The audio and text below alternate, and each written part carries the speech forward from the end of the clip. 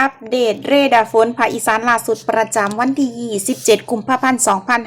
2569ตรวจพบกลุ่มฝนอ่อนบริเวณอำเภอหน้าแก่เรนูนครธาตุพนมจังหวัดนครพนมอำเภอดงหลวงค่ำชะอีดอนตาลจังหวัดมุกดาหารอำเภอกุชินารายจังหวัดกาฬสินธุ์อำเภอโพนทองเสรภูมิจังหวัดร้อยเอ็ดอำเภอเมืองยโสธรจังหวัดยโสธร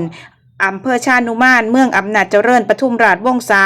พนาลืออำนาจจังหวัดอำนาจเจริญเขมราชหน้าตาลโพไส้ตระการพืชผลสีเมืองไม้ของเจียมตาลสุมพิบูลมั่งสาหาสิรินทรเครื่องในจังหวัดอุบลราชธานีสีขอรภูมิสำโรงทับจังหวัดสุรินทร์กันทราร่มจังหวัดศรีสะเกษกุ้มฝนปานกลางอยู่ที่อำเภอม่วง30เหล่าเสือโกกสำโรงจังหวัดอุบลราชธานี